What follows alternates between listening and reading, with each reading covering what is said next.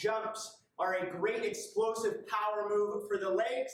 They're also a great cardiovascular move for getting the heart rate up. If you are not comfortable with box jumps, or if you've not performed them before, one, you can either start nice and low on that box jump, or you can substitute step-ups if you need to. So if you see 20 box jumps in that workout, and you know you cannot do a box jump and you're not ready to start doing box jumps yet, substitute 20 step-ups, 10 on each leg, instead of those box jumps.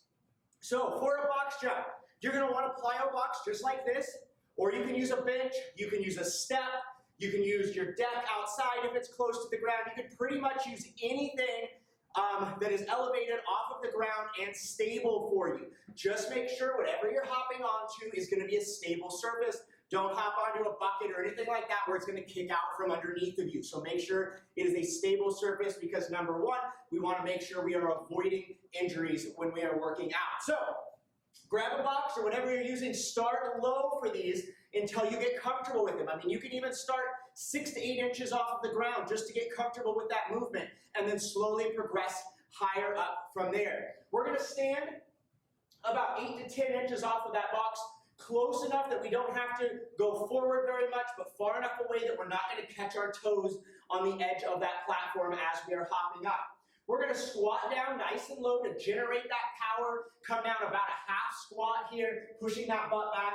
From here, we're going to drive on up, jump up, bring those knees up to the chest, land nice and softly, flat-footed on that box, and then hop off, land nice and softly, bending my legs as soon as I land, going back into that squat. Some key things to remember when you're performing box jumps. It isn't necessarily how high you can initially just push your whole body off of the ground as much as it is bringing your knees up to the chest when you jump.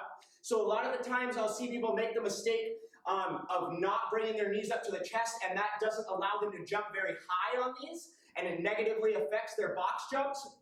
So what you want to do when you hop, instead of hopping like this and see how my legs are straight and I'm hopping up onto that box, I want to jump and I want to bring those knees up towards my chest as I jump forward.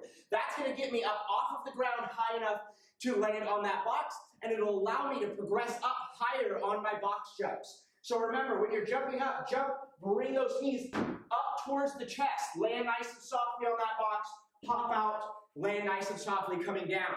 Another key thing to remember on box jumps, you want to land flat-footed on the top, on the center of whatever you're using. So I don't want to jump up and land here with my heels off of that box.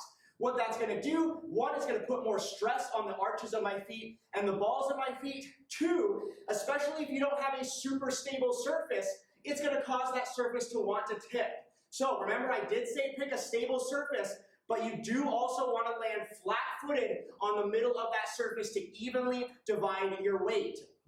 Last thing to remember on this, when you are jumping off of a surface, we want muscles to absorb that force.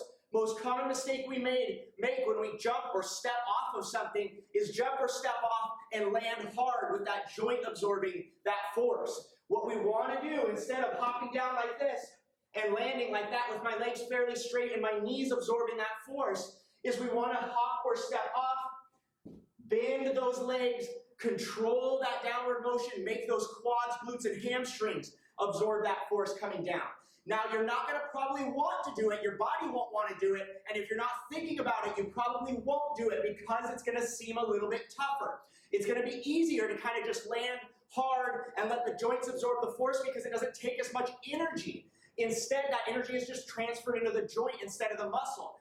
But long term and to save your joints, you're going to be much better off if you force your body to remember to bend the legs and let the muscles absorb the force. It will get your heart rate up higher doing it that way because your muscles will have to be performing more work, but it's going to save your joints in the long run and you'll get much more benefits out of those exercises. So remember, start low, get a good positioning, a little bit away from that box, bring the knees to the chest as you jump up, land flat-footed on that surface, and then hop off, bend those legs, absorb that force coming down.